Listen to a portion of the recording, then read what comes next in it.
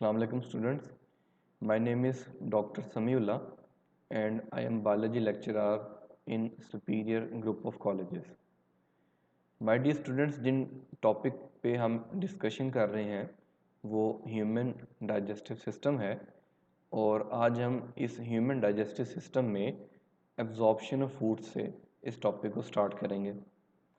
Dear students, as you know, जो food की absorption है ये स्मॉल इंटेस्टाइन का जो लास्ट और सबसे लेंथी पोर्शन है आइलियम, उसमें फूड की एब्जॉर्प्शन होती है और फूड एब्जॉर्प्शन से पहले कंप्लीटली डाइजेस्ट हो जाती है डिफरेंट एंजाइम्स की हेल्प से।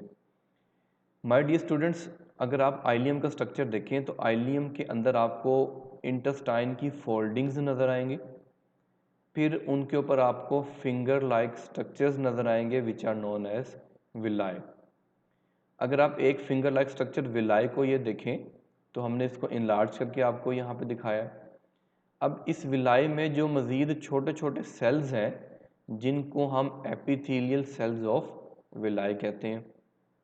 अब अगर मैं आपको एक एपिथेलियल सेल ऑफ विलाई की डायग्राम यहाँ से दिखाऊं तो आपको नज़र आ रहा है कि जो एक एपिथेलियल सेल है विलाई का, उसकी सेल मेम्ब्रेन के ऊपर भी एक्सटेंशंस हैं which are known as microvilli.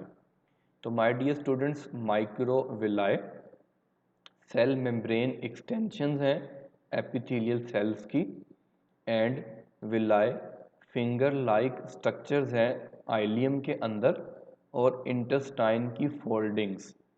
ये सब मिलके आपकी इंटेस्टाइन का जो सरफेस एरिया है इसको बढ़ा देती हैं ताकि मैक्सिमम फूड की एब्जॉर्प्शन यहाँ से हो सके। माय डियर स्टूडेंट, फूड की एब्जॉर्प्शन के लिए आपकी इंटेस्टाइन में ब्लड कैपिलरीज मौजूद हैं। आप देख सकते हैं कि रेड कलर डिनोट करता है कि एक साइड से ऑक्सीजनेटेड ब्लड आ रहा है और ब्लू कलर डिनोट कर रहा है कि एक साइड से डीऑक्सीजनेटेड ब्लड वापस जा रहा है।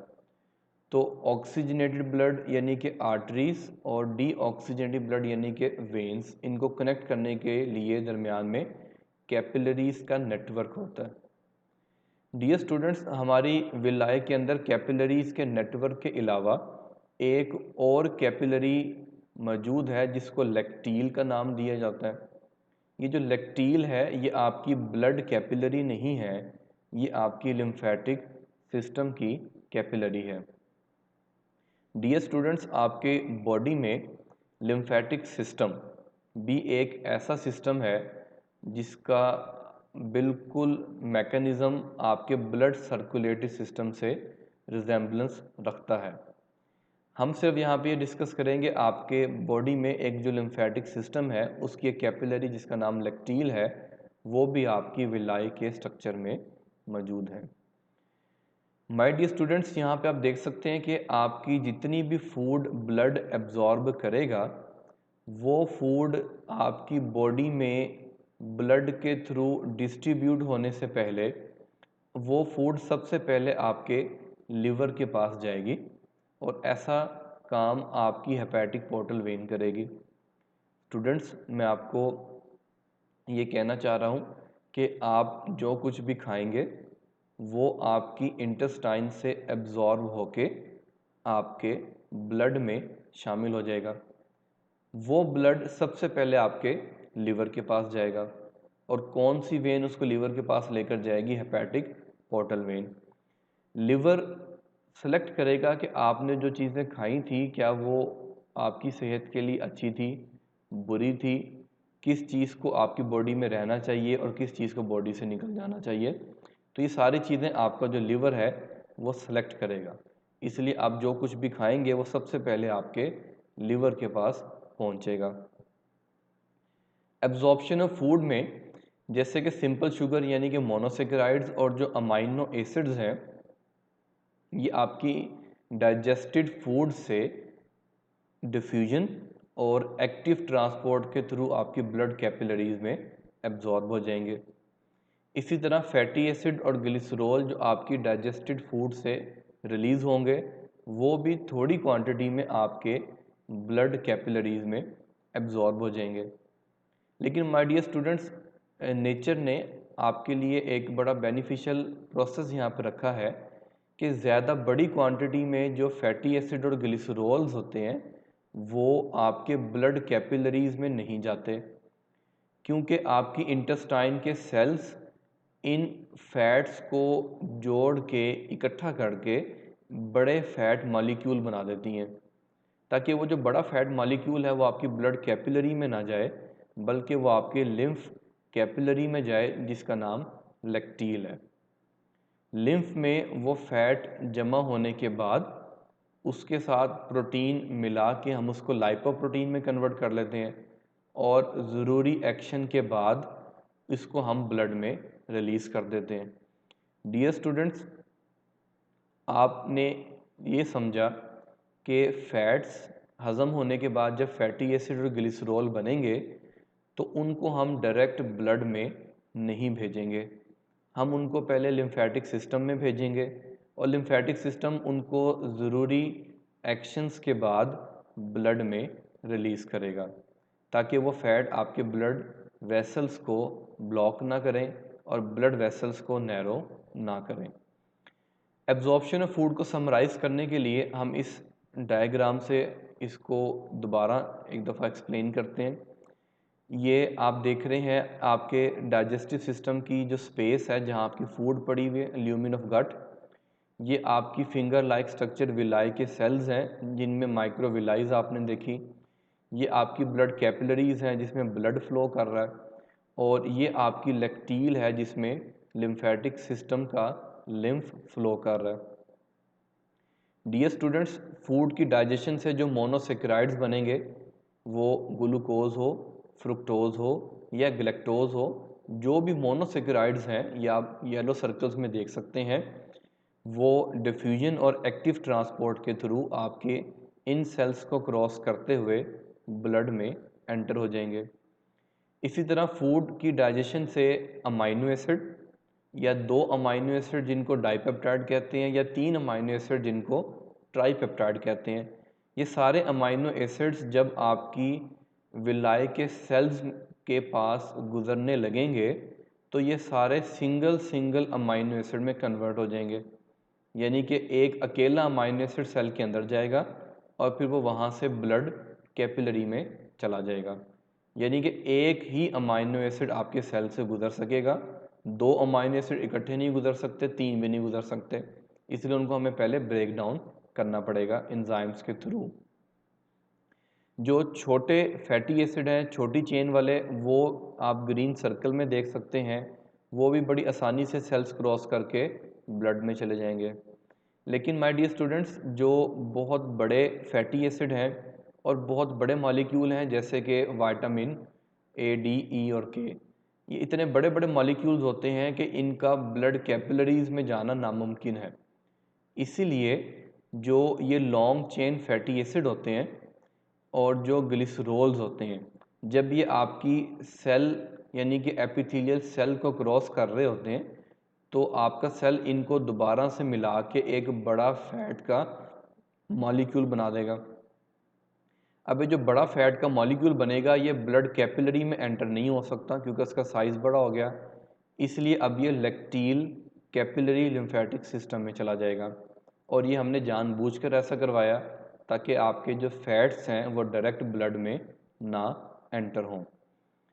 एब्जॉर्प्शन ऑफ फूड के बाद हम एक कंडीशन को डिस्कस करेंगे which is known as lactose intolerance. Lactose intolerance ये है कि अगर किसी इंसान में इंटेस्टाइनल जूस में लैक्टेज एंजाइम ना रिलीज़ हो या कम रिलीज़ हो, तो जब वो इंसान दूध या दूध से बनी कोई प्रोडक्ट इस्तेमाल करेगा तो उसको एब्डोमिनल पेन, डायरिया और वॉमिटिंग शुरू हो जाएगी। इस कंडीशन को लैक्टोज इंटॉलरेंस कहते हैं। इस तरह के जो पेशेंट्स हैं वो दूध से बनी कोई प्रोडक्ट इस्तेमाल नहीं कर सकते। हाँ, वो ऐसा दूध इस्तेमाल कर सकते हैं जिसमें लैक्टोज ना मौजूद हो, और ऐसे जो मिल्क हैं ये मार्केट में अवेलेबल होते हैं। स्मॉल इंटेस्टाइन में एब्जॉर्प्शन के बाद हम आएंगे लार्ज इंटेस्टाइन के एनाटॉमी पे और लार्ज इंटेस्टाइन के फंक्शंस पे। Dear students, small intestine end होती है यानी कि आइलियम, और फिर वहाँ से लार्ज इंटेस्टाइन का पहला पोर्शन शुरू हो जाता है यानी कि सीकम। तो जब स्मॉल इंटेस्टाइन एंड होती है और लार्ज इंटेस्टाइन शुरू होती है तो वहाँ पे एक वेल्व मौजूद होता है which is known as ileocecal और इलियोकोलिक वेल्व, जिसको आप स्फिंक्टर भी कह सकते हैं। तो ये स्फिंक्टर स्मॉल इंटेस्टाइन और लार्ज इंटेस्टाइन के जंक्शन पे मौजूद है।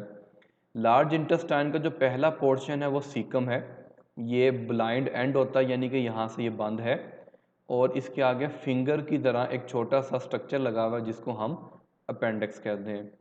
तो डियर स्टूडेंट्स, ये जो अपेंडिक्स है ये आपकी राइट लेग के करीब होता है और इसका कोई भी बेसिक फंक्शन आपके फूड डाइजेशन में नहीं है।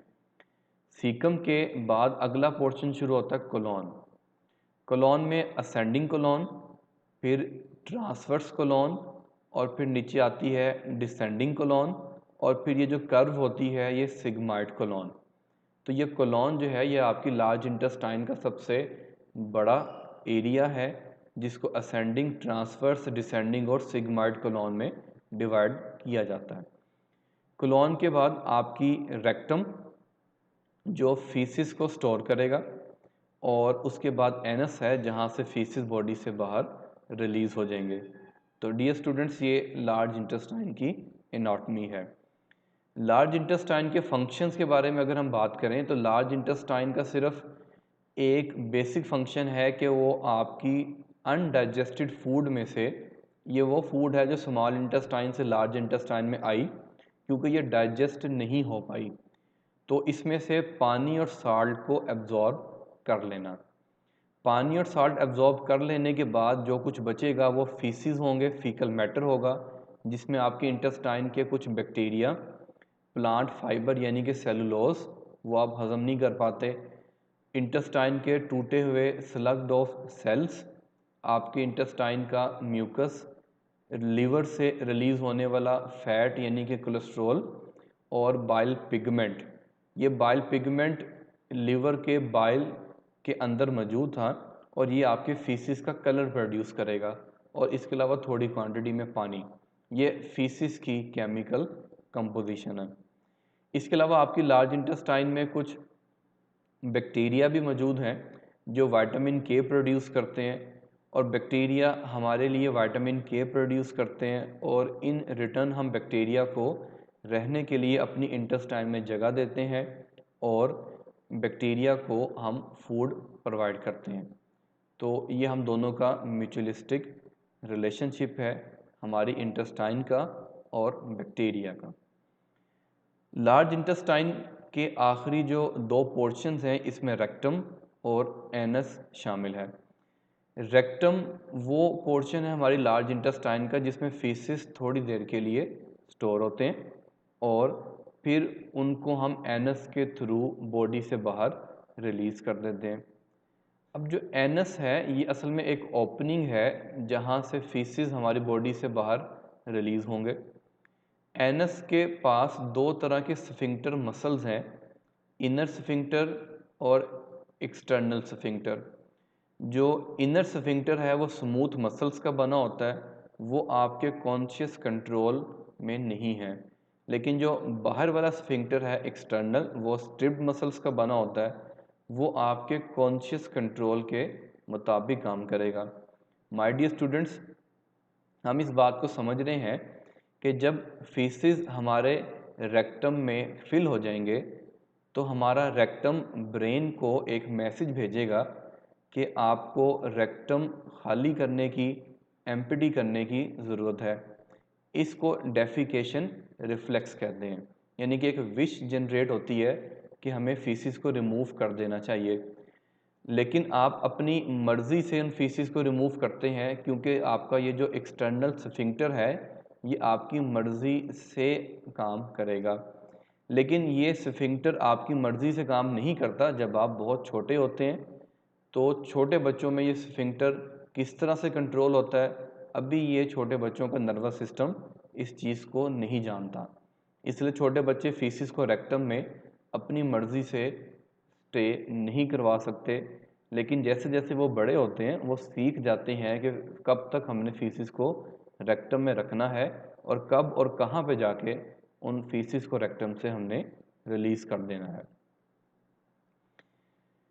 स्टूडेंट्स, हमारा जो डायरिया और कॉन्स्टिपेशन ये दो ऐसे डिसऑर्डर्स हैं जो हमारी लार्ज इंटेस्टाइन से रिलेटेड है। जो डायरिया है ये उस वक्त होगा जब आपकी लार्ज इंटेस्टाइन से पानी और साल्ट की एब्जॉर्प्शन ना हो। और आपकी लार्ज इंटेस्टाइन पानी और साल्ट की एब्जॉर्प्शन क्यों नहीं कर रही, इसकी रीज़न हो सकती है लार्ज इंटेस्टाइन में इन्फेक्शन, आपने कोई ऐसी मेडिसिन ड्रग खाई है, या आप इमोशनली डिस्टर्ब हैं। तो आपकी लार्ज इंटेस्टाइन आपके फीसिस में से पानी एब्जॉर्ब करना बंद कर देगी। तो वो जो पानी है वो फीसिस में पड़ा रहेगा, जिसकी वजह से फीसिस वाटरी हो जाएंगे। इस कंडीशन को डायरिया कहते हैं, जिसको हम आम ज़ुबान में लूज मोशन का नाम भी दे सकते हैं।